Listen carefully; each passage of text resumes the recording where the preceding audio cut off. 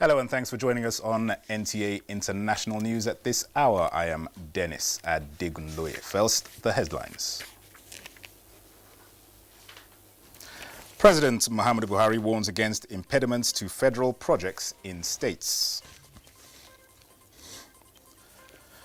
Over 4,000 new recruits join Nigerian Army as Chief of Defense Staff. General Abayomi Olonishakin calls for total commitment among soldiers.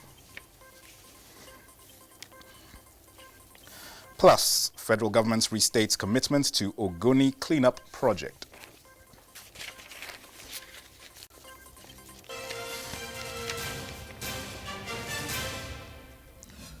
And now the news in detail. The presidency has commended the Nigeria Police Force for the discovery of a child theft racket in Kano State and fake correctional centers in Kaduna and Katsina states, urging them to sustain these good efforts across the country. Reacting to the incidents and arrests, President Buhari notes that such arrests are in line with his commitment to human rights and dignity of the citizens, regardless of their age, religion and ethnicity. A statement by the Senior Special Assistant to the President on Media and Publicity, Gabra Shehu, says President Buhari will not support criminality under any guise, including the abduction of children and selling them off illegally. The President therefore lauds the efforts of the police in exposing these human rights abuses by individuals and criminal groups and is optimistic that these efforts will be sustained to check illegal activities of this nature. The President appeals to members of the general public to remain vigilant and assist security agencies in crime prevention and control by reporting the existence of criminal activities around their communities. 4,832 soldiers have been injected into the Nigerian Army. The Chief of Defense Staff, General Abayomi Olonishakin, announced this at the passing out parade for the 78 regular recruits intake of the Nigerian Army Depot, Zaria, Kaduna State. Hadiza Musa reports.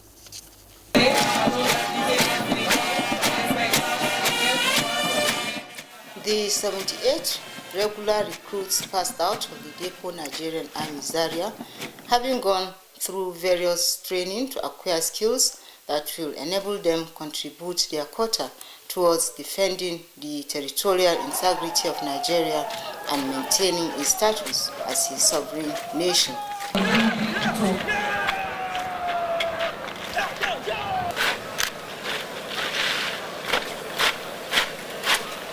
The special guest of honor and the viewing officer, the Chief of Defense Staff, General Abayomi Gabriel Olonisakin, urged the recruits to use knowledge gained in the course of their training in winning the fight against insurgency and other security challenges. The excellent display of drill and military skill exhibited on this parade ground today portends that you have acquired the basic training that is required of you to be good soldiers. Awards were presented to those who distinguished themselves in the course of their training. In Zaria, Hadiza Musa, NTA News.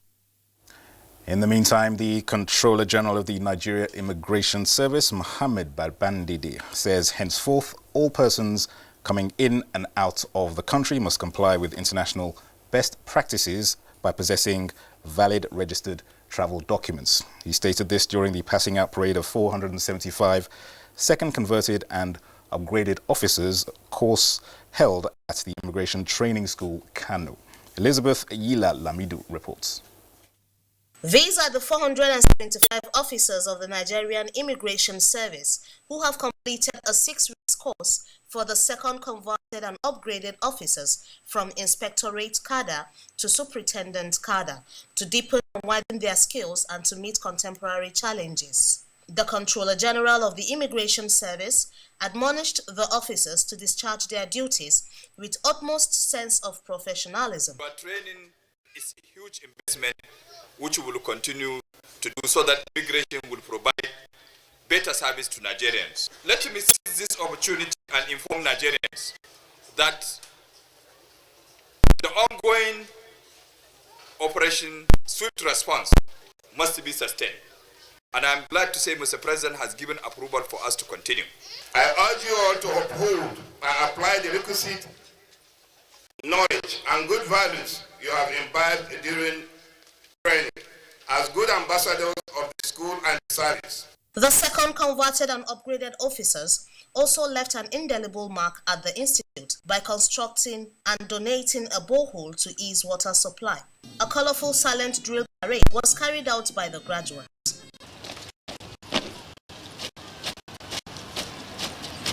In Kano, Elizabeth Yedalamido, NTA News.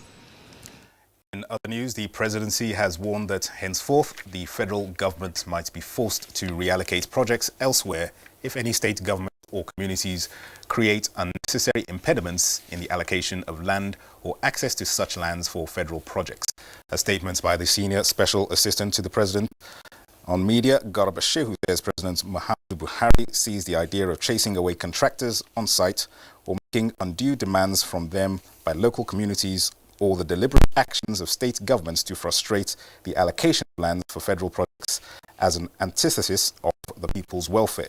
The presidency notes that the refusal to allocate lands for federal projects or the growing hostility by communities against contractors on site are hurting the interests of the very people governments are elected to serve.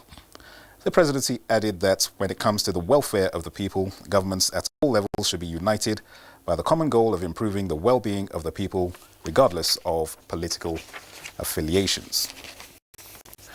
And to political matters now, the Kogi and Bayelsa state governorship elections draw nearer. The All Progressives Congress APC has inaugurated campaign committees for the conduct of the exercise in the two states to ensure victory of the party.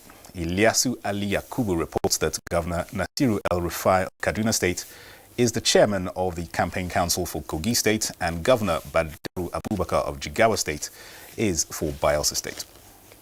Countdown to the conduct of Kogi and Bayelsa State's governorship election is by the day coming closer. The inauguration of the campaign committees is a prelude to the launch of the campaign on Monday, the 21st October 2019. National Chairman of APC, Comrade Adams Oshomole, expressed confidence that APC will be victorious through the ballots. Advised the committees to penetrate all the nooks and crannies of the state with specific goal of achieving victory, devoid of rancor and hostility. We believe in the power of the ballot. We believe that the issues should be contested in a peaceful environment, not by the power of gunshots. Chairman of the campaign committees thanked the party for the opportunity to serve and promised to do the needful. I am confident that the good work done by His Excellency Governor Yahaya Bello in the last 4 years, the combined effort of all of us, focus and unity of purpose, we will deliver Kogi State with an even wider margin than the last year. This assignment is a historic assignment because, inshallah, this is the time that we should take over as a government of Bayelsa State. Governors of Kogi, Borno, Kebbi, and Niger State attended the ceremony. In Abuja, Ilyasu Ali Yakubu, NTA News. Nigeria's First Lady Aisha Buhari has unveiled the athletes that will compete in the 2020 World Power Lifting World Cup to be hosted in Abuja next year. The First Lady, Aisha Buhari, represented by the wife of the Vice President, Dr. Shimbajo, noted that hosting the 2020 championship will be an enormous task, with paralifters coming from Europe, the Americas, and Africa. She therefore tasked the organizers to put all hands on deck for the ultimate success of the event. I am an advocate of women, children, and vulnerable groups here in Nigeria, and I shall champion all causes with all my strength. This means every challenge can be turned into a blessing, provided that the inner will, the inner force, is present to drive that positive change. Ours is to further motivate and support athletes to soar to greater heights and dreams. Nigeria's earned respect over the years in World Powerlifting was a motivating factor for the approval of a 3-year hosting right The competition manager, International Powerlifting Federation, Sam Monkley, revealed.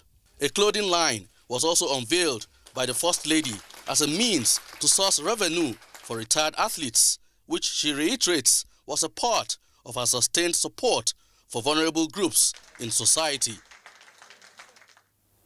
To environmental matters now, and the Minister of Environment, Mohammed Mahmoud Abubakar, says the demonstration of unflinching commitment to the oil pollution remediation project in Ogoniland should propel other parts of the country contending with one form of environmental challenge or the other to keep faith with the President Muhammadu Buhari-led administration.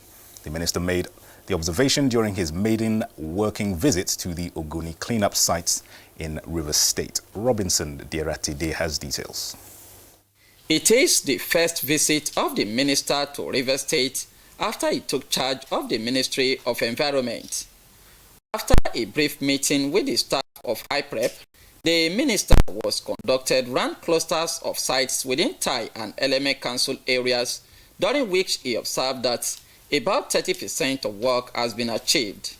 He advised against activities that will frustrate smooth operations. The whole country will want to do an environmental assessment of where are things happening. It's not just impact of oil, but we have places where we have severe erosion, deforestation, where you have desertification. Now that we are doing high prep here, let's concentrate on high prep and make sure it's done and it's done well. The complex impacted sites, according to IPREP, will soon receive attention from a joint team of United Nations technical staff and IPREP. A joint team of IPREP and United Nations team going right as we speak to do a recognizance of the complex sites. Chairman Ogoni Supreme Council of Traditional Rulers, King Godwin Ginewa, had interacted with the minister and expressed concern with the pace of work and engagement of the indigents. If they are awarding contract, they should consider Ogoni people. The Ogoni people are prepared to support you, and please let us benefit from it. The minister sensitized Ogoni women, as about 400 of them are said to be trained on agro-business skills by IPREP. From Tai in Rivers State, Robinson Derateide, NTA News. Now, Nigerian children and youths have critical roles to play in achieving an inclusive and equitable 2030 agenda for present and future generations under the Sustainable Development Goals. Senior Special Assistant to the President on SDGs, Adejoke Orelupe Adefulire, who was represented, stated this at the launch of the world's largest lessons and SDGs Activation Summit in Nigeria. Haman Jabani reports. The world's largest lesson introduces the Sustainable Development Goals, also known as the Global Goals, to children and young people everywhere and unites them in action. Jennifer Anthony and Ikoko Nzefili schools represent the over 1,200 schools in Nigeria that have signed the petition for government to include SDGs in their learning curriculum. It's giving we, the young youths and children, an opportunity to express our feelings and what we see, what we want, and how we want Nigeria to be in the next few years. SDG being included in our curriculum helps because it provides a quality education for the students. Under 1 week of the activation, more than 500,000 people from the 36 states and FCT, 1,056 communities have keyed into the world's largest lesson, which is to avert the threat and challenges to the attainment of the sustainable development and humanity. We must make the right choices now to improve life in a sustainable way for our future generations by creating opportunities for the young children and youth to move out of poverty into decent and sustainable work for inclusive growth. Development goals to engage all development partners have acknowledged the need for synergy to achieve the implementation of the SDGs for the benefit of the future generation. For Jennifer and Ikoko, giving youths the opportunity to be included in the 2030 agenda can't come at a better time than now. Hamman Jabani, NTA News. You are still on to the news on NTA International. We'll take a quick break now. More stories when we return. Stay with us. Hey, you! And are you how they talk to? I sabi you now. The wetin dey your mind, abi? The person wey dem go hail pass. Baba Toros and Shangalo, Oga Lekova, Mr. Sabi. And you don't fit carry last for this one. A spear into the top corner.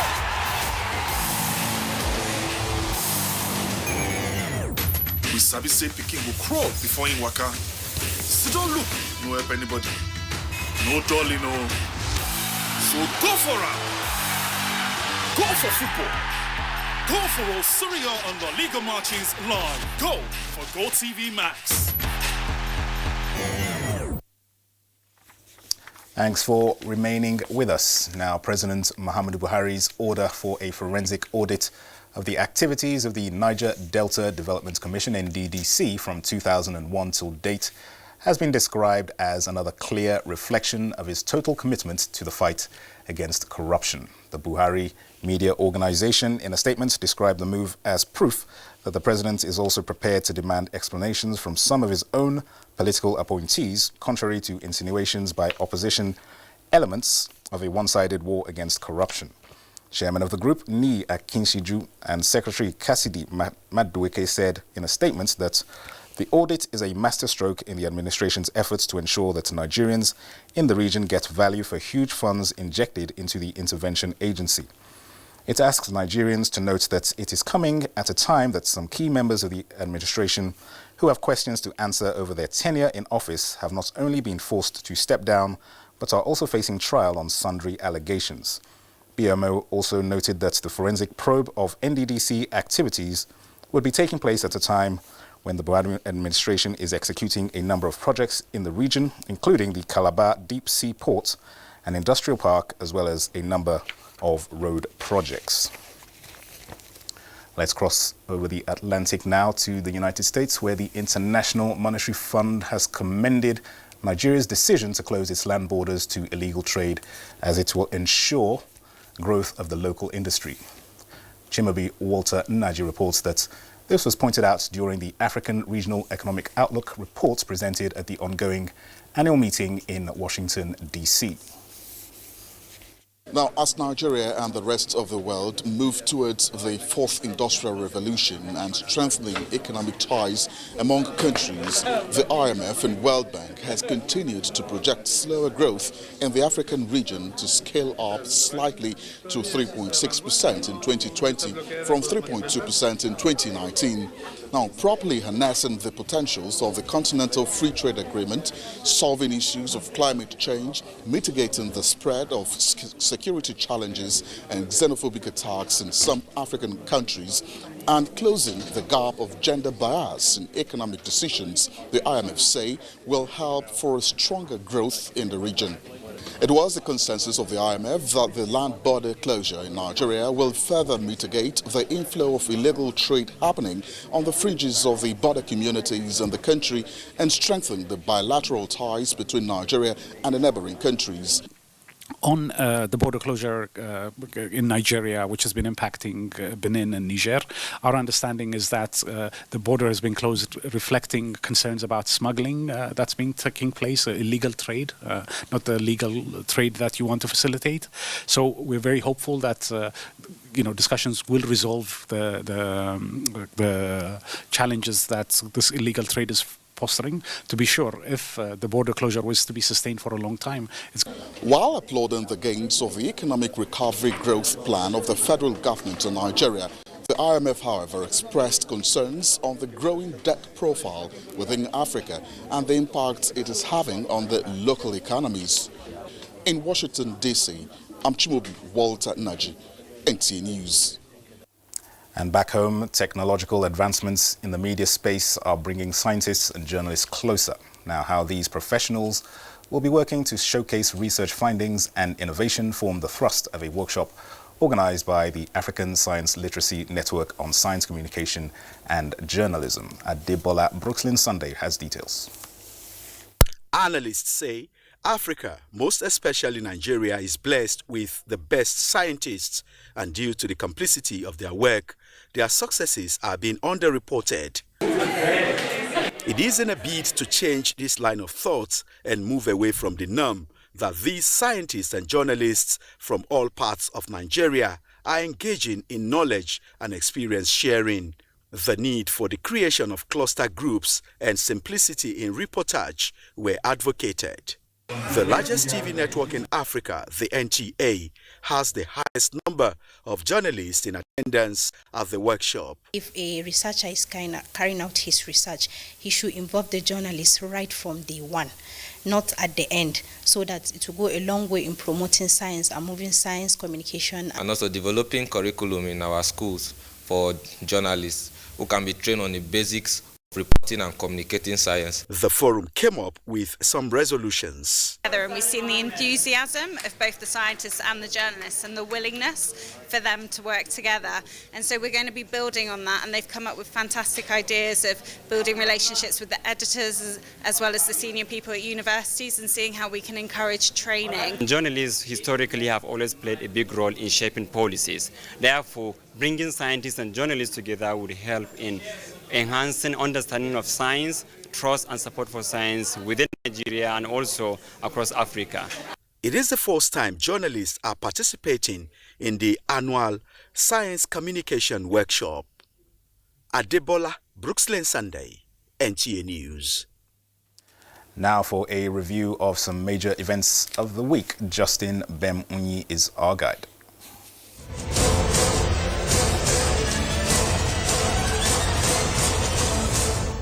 One major event as the week came through was the launch of this year's Armed Forces Remembrance Day Emblem Appeal Fund by President Muhammadu Buhari, where he emphasized that peace is non-negotiable.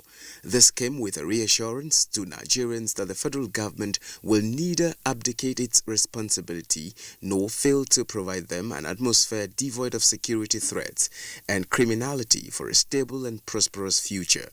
In the course of the week, the President approved for immediate implementation of additional cost-saving measures aimed at instilling financial discipline and prudence, particularly in the area of official travels, in a bid to curb leakages and ensure efficiency in the management of government resources. In the meantime, the President had ordered a forensic audit of the operations of the Niger Delta Development Commission, NDDC, from 2001 to 2019, describing as worrisome and intolerable the persistent public outcry over the activities of the Commission.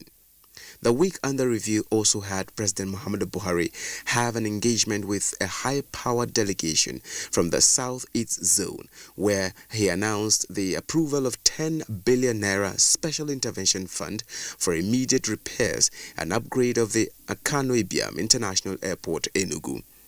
Amidst all these developments, the Vice President Yemi Osinbajo received a delegation from the International Criminal Court, ICC, led by its prosecutor, Fatou Bensouda, and affirmed that Nigeria is fully cooperating with the court's preliminary examination into issues related to insurgency in the Northeast to ensure the process is forthrightly concluded. Discussions at the meeting centered on Nigeria's support and cooperation with the Office of the Prosecutor at the ICC, and the Vice President emphasized that the Nigerian government remains committed to its obligations under the Rome Statute. Now, coming from the National Assembly, we had reports in the week that the Senate passed the Deep Offshore and Inland Basin Production Sharing Contract Act Amendment Bill. The bill was passed less than 2 weeks after its introduction on the floor of the Senate. In the meantime, another report from the legislature indicated that the House Committee on Power is taking a holistic measure to address the epileptic power supply in Nigeria. Strategies to adopt range from tapping other alternative power sources to efficient distribution of already generated electricity. These were some of the issues that dominated discussions at the inaugural meeting of the committee. Justin Bem-Unyi there with the weekend review. That concludes the news on NTA International at this time. Many thanks for watching. I am Dennis Adegunloye.